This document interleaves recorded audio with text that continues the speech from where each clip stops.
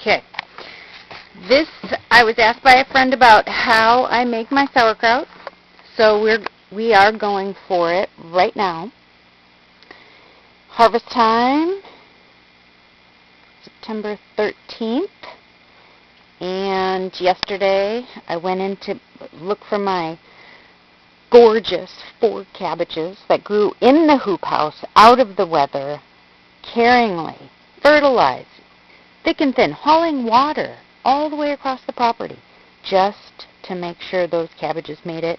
And yesterday I found a bunny got in and started nibbling away. Well, that pissed me off, so I harvested them and chopped them, and I put them in this bucket with salt. And then I cover it overnight to let it sweat.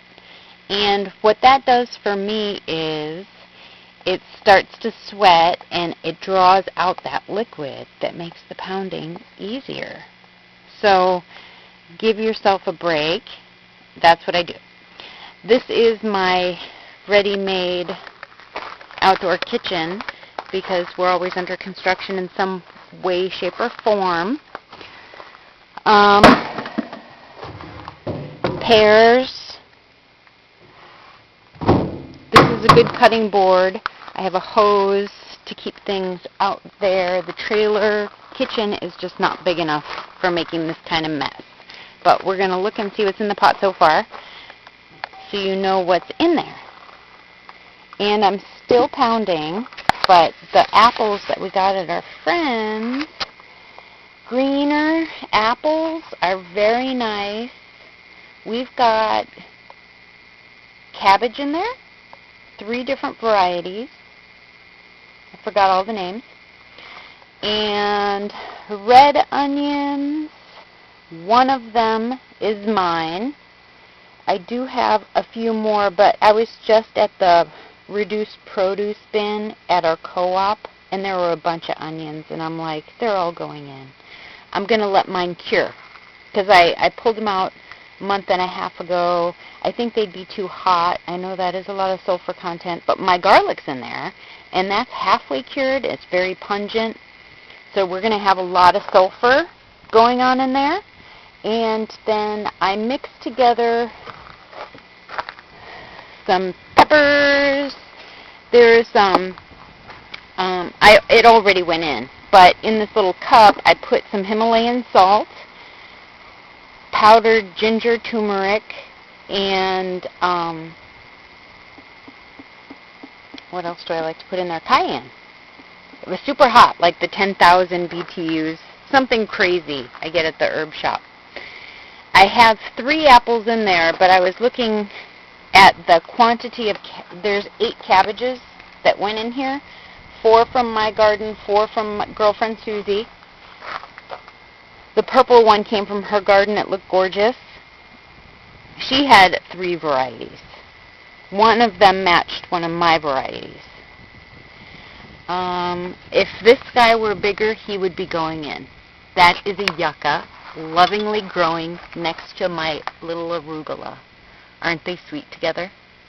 I think so. And I did put some parsnips in here and replanted some garlic that was sprouting over there. This is my little pot garden, out potted. And I've mulched with tobacco stems and pistachio shells. It's just where I can put them. Got some calendula and some motherwort, which I take pretty regularly. It's nervine. It's good for the heart as well. I didn't need to make tincture. I should have cut it back when it was flowering, but I didn't. But I like it close to the house. And here we have our oregano, little volunteer arugula, parsley's in there, and the rosemary. And she benefits the most from the worm tea because she's the closest to the worms. So look at all of this new growth. Super great. She's responding well to the worm casting tea. And again, I mulched her with the pistachio shells and tobacco stems because we're going through those like water. But I am going to throw some rosemary in. It is just like this all heal, in my opinion. So I'm putting her in. I take this every day. I cook with it every day. When I have a headache, I take more, and it works. I have that rosemary essential oil, and that's the best.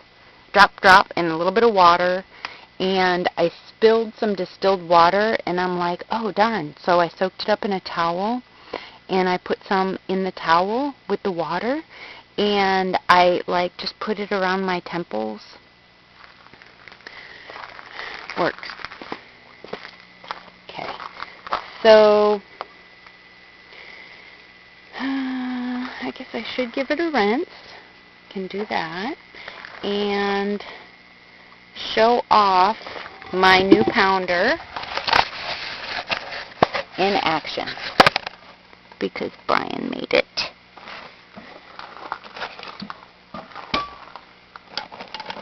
I save the big outer leaves before I press it. And then I do have one stone. The other stone broke, which would release lead. So I have a little dish that fits with a quart jar of water to weigh it down, just to keep it all submerged. But this pot is great because it has this water well. So it lets it bubble, and then it also keeps bacteria out because the weight of the lid goes into the moat.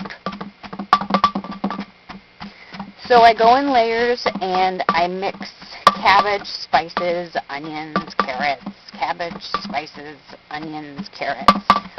I've done about 5 layers, and then pounding intermittently. And as I pound, if I pound in one spot, this is kind of dynamic. You can watch. It will make a hole, kind of like a cement mixer. It stirs it up.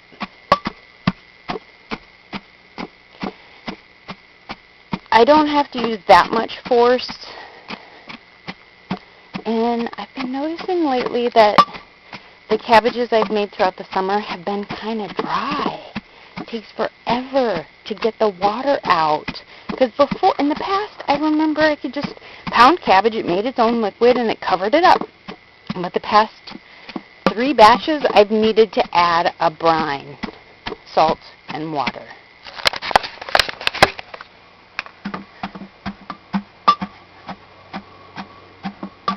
This is a Madrone pounder from wood that we harvested from the inlet.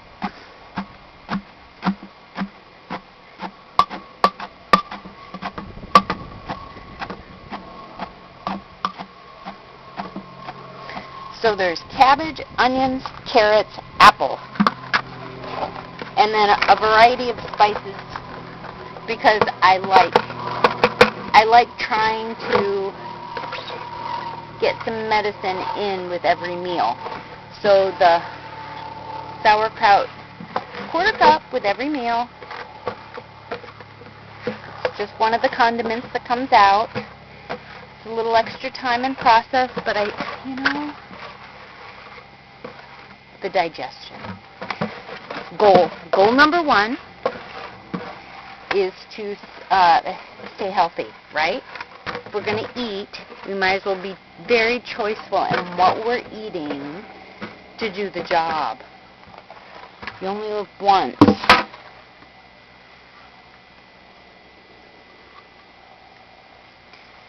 Yeah, so see, neighbor James has this massive yucca, and I want to start mining out tubers in his front yard. But I guess I have to be polite about it. Can I start digging up your front yard to get at some yucca root? It's supposed to be good for everything. And there was one little tuber that rose above the soil line right here, and it was only like pinky size. It wasn't very big, and it was the day that I was doing pickles, so it went into one of those pickle jars. So sometime this winter, I'm gonna try pickled yucca.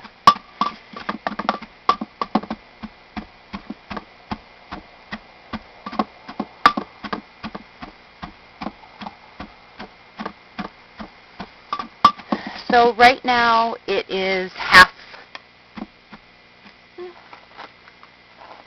Yeah, it's at the fattest point of the belly. 8 cabbages. They were all maybe about 2 pounds each. So 16 pounds is in there. And I reckon now that it's cooled down, to get it percolating, I usually bring it inside, but we are just dealing with lots of small space issues and major appliances needing replacing. So hence, I want to keep this cabbage out of harm's way because we still haven't put the couch in. So our good friend Erin gave me a heating pad. So to get this percolating, I want it at 70 degrees. So I'm going to put it on the heating pad. It's like a growing pad for growing starts. It'll be perfect. My sister did that as a trick. And then after it starts after it starts percolating, I can just secure it. It's probably not going to go far from here because I don't know what's going to happen to it. But more than likely, I am going to just keep it out of the rain, which is okay because the water well will stay full. It became a bird bath last winter. A bird just landing in my kraut moat just for a little sip and would fly off. And once it cools down, it'll take longer, but the longer that it ferments, I've read it improves in time. I don't know. I guess my palate isn't as sensitive to a time frame, but it could be. I'll start sampling it in about 2 weeks. And I know I'll be out of kraut, so I will be eating it there on out. See, what we want to listen to is the squish, squish, squish. Then we know we're getting more liquid. Because then there's a point where I'll bring out the stone, I'll lay out the cabbage, put the stone on, push down, like doing push-ups on it, like as much force as I can, and then if there's no liquid coming from out of the cabbage, I'll probably end up putting a quart of warm, salted, like maybe a teaspoon and a quart of water, and I'll just pour it on top to make sure it's all under liquid. And it'll go on the heating pad, it'll start gurgling, and when it's gurgling I know it's also releasing liquid, and then I know once it starts doing that percolating, there's enough. I can check on it and look and just make sure, but I know there'll be, after a day or two, the liquids will come up.